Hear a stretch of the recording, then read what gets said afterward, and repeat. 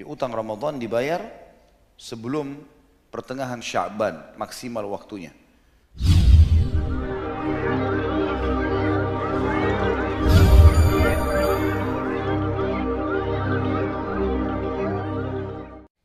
Lanjutkan bahasan kita kitab Bulughul Maram dan kita masuk dengan izin Allah, semoga Allah berkahi, bab baru atau kitab baru, kitab puasa.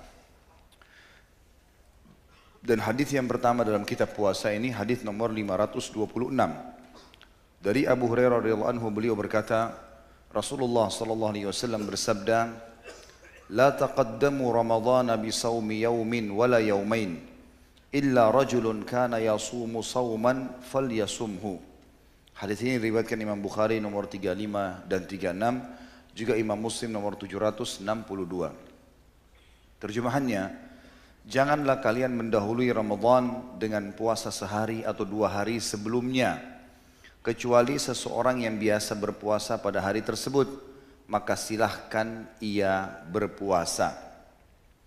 Puasa, teman-teman sekalian, dijelaskan oleh para ulama dari sisi definisinya. Sisi etimologi, puasa adalah imsak atau menahan diri. Kalau dari sisi bahasa, kita menahan diri dari apapun dinamakan puasa. Menahan diri dari makan, dari minum, dari tidur, dari apa saja bisa secara bahasa namanya puasa. Tapi secara istilah atau terminologi atau secara syariat adalah menahannya seseorang dari makan dan minum serta hubungan biologis dari terbit dari fajar, ya, dari waktu fajar sampai terbenamnya matahari. Tentu ini adalah definisi agar bisa difahami apa itu puasa. Dan puasa bagi seorang muslim adalah rukun. Kalau puasa yang wajib Ramadan adalah rukun Islam dia yang keempat, dan wajib dia untuk memenuhinya. Tidak boleh dia meninggalkan tanpa udzur syar'i.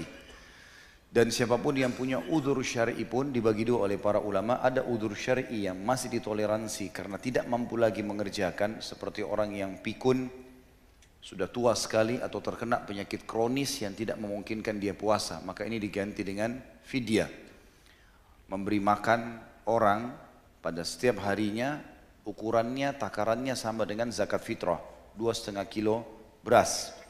Tinggal dikali berapa hari dia tidak puasa. Atau dia punya udzur yang sebenarnya udzur itu dia masih bisa gantikan puasa itu di hari lain, seperti haid, seperti musafir, sakit yang ringan bukan kronis. Maka ini tentunya masuk dalam udzur yang dibolehkan, tapi dia harus menggantinya sebagaimana Allah katakan dalam Al-Quran, "A'udzubillahi minasyaitonirrajim, fa'iddatum min ayyamin ukhar." Dia harus ganti dengan waktu yang lain.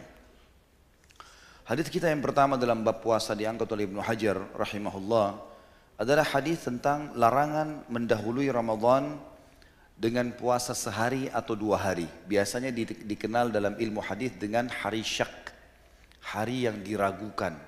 Udah masuk belum Ramadan nih? Seperti itu. Karena biasanya masih perselisihan di antara ahli hilal yang melihat bulan, maka diragukan. Ini tepatnya 1 hari atau 2 hari sebelum masuknya Ramadan. Tentu ini dilarang, hari syak, lebih baik seseorang tinggalkan.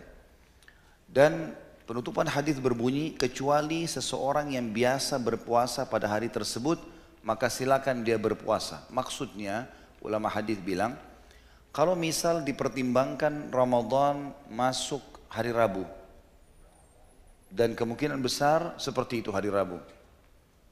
Kemudian ada orang yang biasa puasa Senin Kamis, berarti 2 hari sebelum Ramadan, sebelum tanggal 1 Ramadan, hari Senin, dia biasa puasa Senin ini. Maka di sini dia boleh berpuasa, karena rutinitasnya dia berpuasa. Tapi kalau selain ini tidak boleh, termasuk ulama memasukkan tidak bolehnya membayar hutang di waktu itu. Jadi utang Ramadan dibayar sebelum pertengahan Sya'ban, maksimal waktunya. Sebagaimana baginda Nabi SAW juga memberhentikan semua puasa beliau kalau sudah tiba di pertengahan Sya'ban, udah nggak puasa lagi. Termasuk Nabi SAW meninggalkan puasa Senin Kamisnya pada saat itu, supaya mempersiapkan diri untuk puasa Ramadan. Tapi kalau ada orang punya utang dan dia betul-betul lupa, masih dibolehkan. Intinya jangan sampai 2 hari sebelum Ramadan. Hadis selanjutnya menjelaskan lebih jelas lagi apa yang kita paparkan tadi.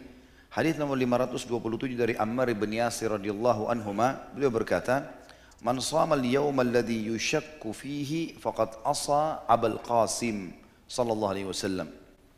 Barang siapa yang berpuasa pada hari yang diragukan, sehari atau 2 hari sebelum Ramadan, maka sungguh dia telah durhaka kepada Abul Qasim. Abul Qasim julukannya Nabi Muhammad sallallahu alaihi wasallam. Jadi dia telah bermaksiat kepada Nabi sallallahu alaihi wasallam. Hadis ini diriwayatkan Imam Bukhari secara muallaq, maksudnya tanpa sanad. Jadi Imam Bukhari dalam sahihnya beliau punya 2 jenis hadis. Ada hadis yang dikasih nomor, ada hadis ditulis di bawah untuk menguatkan saja, dikenal dengan hadis yang muallaq ya, atau ditambahkan Imam Bukhari. Ini juga disebutkan oleh Ibnu Khuzaimah dan Ibnu Hibban dan juga imam yang 5. Semua menyebutkan hadis ini. Tetapi di footnote kita cuma ditulis Bukhari saja secara muallaq di nomor atau di halaman 34.